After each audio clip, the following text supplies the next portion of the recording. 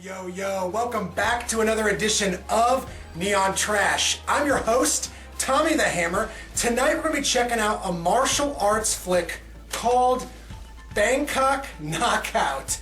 Now this movie is directed by Panna Rittikrai.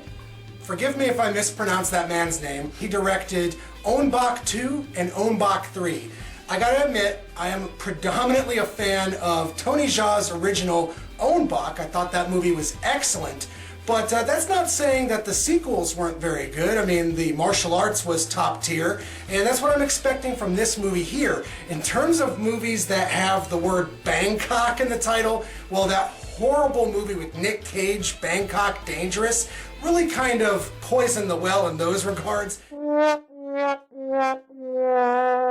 I feel like any movie that's got Bangkok in the title kind of gets skirted or pushed under the rug.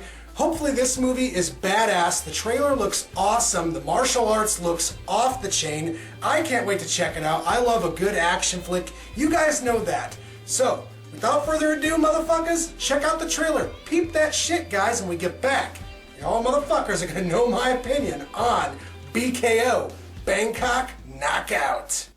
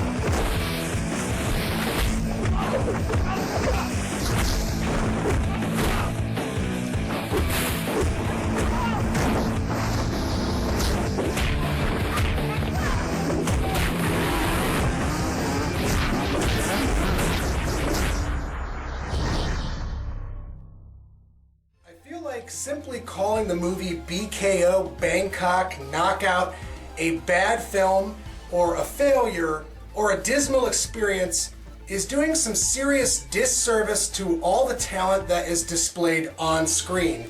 And when I say talent, I'm talking about the martial artists, the stunt doubles, and all the crazy action special effects that's on display in this film.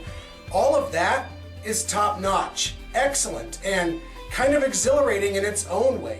Everything else about this film, the narrative, the acting, and certain parts of the actual story and screenplay are fucking terrible. The basic premise to BKO is about a group of young martial artists that enter a competition to come to America and work in Hollywood as action stars. Well, they win the contest, they go to a party, they get drunk, and they wake up in some random facility where they're forced to fight in order to survive. This premise is nothing new necessarily, and it does have promise. I mean, there's certain movies that have come out in recent years that have this element to the overall narrative that I actually appreciate. Things like Cube or Saw, Hostel, things like that. Even Rob Zombie's 31 was excellent with this premise. But here, I don't know, it really doesn't serve the overall characters and the martial arts very well. There's certain parts to the story that I thought were just stupid and kind of a waste of time. The first 20 minutes of this movie could be completely done away with. We're introduced to a bunch of annoying characters, a bunch of silly dialogue, and a bunch of scenes that really kind of go nowhere. Earlier I mentioned the film Cube. Well, I feel like if BKO kind of took a nod from that film and just had random martial artists waking up in this facility confused and wondering what the hell they're doing there, I feel like it would have fared a lot better.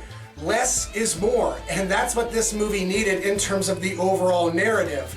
I found myself, wishing that the story wasn't really so front and center, and that's what this movie does. It kind of rams it down your throat. So if you're able to get past the terrible storyline and bad acting and, horrible plot elements, well then you'll be treated to some of the best action sequences that I've seen in recent years. But that might be a tall order for some people. I know a lot of audience members, they want a good story. They don't want to sit there and waste their time. And yeah, I get it. I watch a lot of grindhouse, cult movie, midnight film crap. That's what I do. That's what Neon Trash is all about. And that's what disappoints me about the movie BKO so much, is that there was possibility. Had there been a punk rock attitude to the overall story, something like along the lines of Trauma or even more low budget, it would have fared better. It would have been a lot more fun. But as it is, I feel like this movie is kind of catering to a younger audience, to a younger international audience.